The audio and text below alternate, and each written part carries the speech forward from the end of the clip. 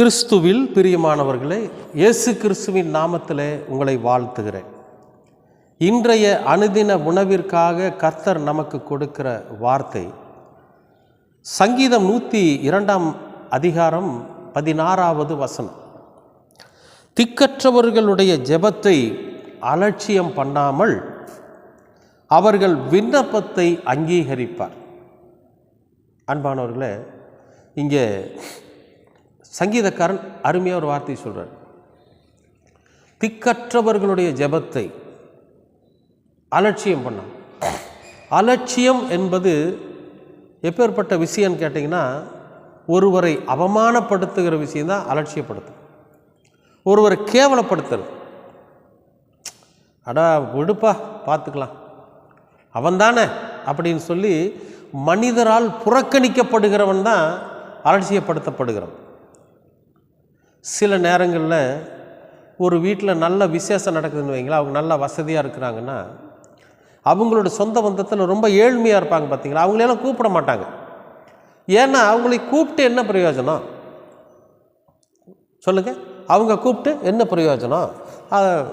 அதனால் அவங்க வந்தும் பிரயோஜனம் இல்லை அப்படின்னு சொல்லி அவர்களை அந்த விருந்துக்கோ அந்த விசேஷத்துக்கோ அழைப்பதற்கு கூட அவங்க என்ன பண்ணுவாங்க? அவங்கள அலட்சியப்படுத்திடுவாங்க, ஒதுக்கி வச்சுருவாங்க. ஒரு அதிகாரிகிட்ட போய் ஒரு நல்ல செல்வந்தன், பணமுள்ள ஒருத்தன் ஒரு விண்ணப்பம் வைக்கிறான்.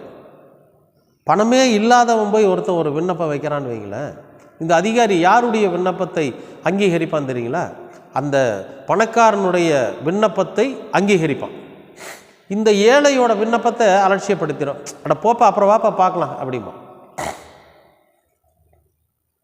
இப்படி பல சூழ்நிலைகளில் நாம் இப்படி ஒரு அனுபவத்தை நாம் பெற்றிருப்போம். அன்பானவர்களே, ஆனால் ஆண்டவர் அப்படிப்பட்டவர் அல்ல. அவர் அப்படி திக்கற்றவர்களுடைய ஜெபத்தைத்தான் அவர் அங்கீகரிப்பாராம். திக்கற்றவனா யாருன்னா, மற்றவர்களால் புறக்கணிக்கப்பட்டவர். அடுத்தது என்ன செய்யணும் அப்படின்னு ஒரு வழி இல்லாமல் உட்கார்ந்துருப்பான் பார்த்தீங்களா. நாம் என்ன செய்ய போகிறோம் அப்படிங்கிற அந்த நிலையை அறியாமல் இருப்பான் பார்த்தீங்களா, அவன்தான் திக்கற்றவன். எதுக்குமே வழி இல்லாமல் இருக்கிறவன். இப்போ ஒரு பேருந்தில் போகிறீங்க, இரவு நேரம், அவர் ஒரு இடத்துல உங்களை இறக்கி விட்டுட்டு போயிடுறாரு அந்த கண்டக்டர். அதுக்கப்புறம் பேருந்து எதுவும் வராது, ஒரே இருட்டு, வழியும் தெரியல, எந்த ஊருன்னு தெரியல, எப்படி போகிறதுன்னு தெரியல. அப்போ என்ன பண்ண முடியும் நாம் சொல்லுங்கள்? அப்போ கடவுளை நோக்கி கூப்பிடணும் இல்லையா? எங்கே போகிறதுன்னு தெரியல, எங்கே தங்கிறதுன்னு தெரியல, என்ன பண்ணுறதுன்னு தெரியல. ஒன்றுமே முடியாத சூழ்நிலையில் நம்ம யாரை நோக்கி கூப்பிடுவோம்? கடவுளை தானே நோக்கி கூப்பிட்டாகணும். அப்போ கடவுள் என்ன பண்ணுவார்? இவன் எதுவுமே செய்ய முடியாத சூழ்நிலையில் எந்த வழியும் இல்லாமல் ஒரு திக்கு தெரியாதவன் நான் நின்றுக்கிட்டு என்னை கூப்பிட்றான், நான் இவனை அலட்சியப்படுத்த முடியாது, இவனுடைய விண்ணப்பம் எனக்கு ரொம்ப முக்கியமானது, இவன் என்னுடைய பார்வையில் ரொம்ப முக்கியமானவன் அப்படின்னு ஆண்டவர் என்ன பண்ணுவாராமா, அவனுடைய ஜெபத்தையோ அவனுடைய விண்ணப்பத்தையோ அலட்சியப்படுத்தாமல் அங்கீகரிப்பார். அதே மாதிரி தான் நம்ம எப்பேற்பட்ட சூழ்நிலையில், எதுக்குமே வழி தெரியாத ஒரு சூழ்நிலையில் ஆண்டவரோட சமூகத்தில் நின்று அழுது நாம் விண்ணப்பம் பண்ணுறப்போ, நம்ம ஜெபம் பண்ணுறப்போ நம்முடைய ஜெபத்தை அவர் அலட்சியப்படுத்தவே மாட்டார்.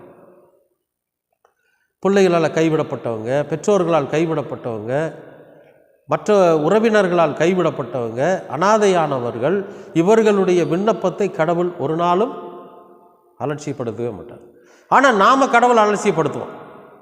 நாம் ஆண்டவரை அலட்சியப்படுத்திகிட்டே இருப்போம். எப்படின்னா, ஒரு தப்பை செஞ்சுட்டேன்னு வச்சுங்க, சரி ஆண்டவர் தானே மன்னிப்பார் விடுங்க, அவர் செய்ய வேண்டாம்னு சொல்லியிருக்காரு, அவன் சொன்னார், அதன்படி நாம் நடக்க முடியாது, செஞ்சிட்டோம், அவர் மன்னிச்சிருவார், மன்னிப்பு கேட்டால் முடிஞ்சுது. ஏன் சிலுவையில் அவன் கடைசியில் தொங்கு நம்ம மன்னிப்பு கேட்டு அவர் மன்னிக்கலையா? மன்னிச்சிருவார் விடுங்க.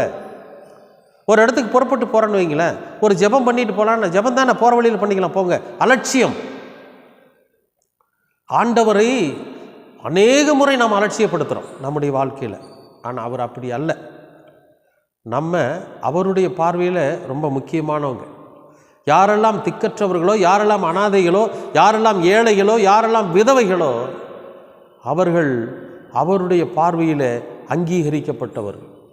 அவர்களுடைய ஜெபத்தை அலட்சியப்படுத்தாமல் அவருடைய விண்ணப்பத்தை அங்கீகரித்து, என் மகன் என் மகள் எதை கேட்கிறாளோ அதை நான் கொடுத்தே தீர வேண்டும் என்கிற அந்த முடிவோடு கூட கர்த்தர் நம்மை நெருங்கி வருவார், நம்மை அங்கீகரிப்பார், நம்முடைய விண்ணப்பங்களை நிறைவேற்றுவார். அன்பானவர்களே, நீங்கள் திக்கற்றவர்களாக இருக்கிறீர்களா, ஏழையா, விதவையா, ஆண்டவரோட சமூகத்தில் முழு மனதோட ஜெபம் பண்ணுங்க.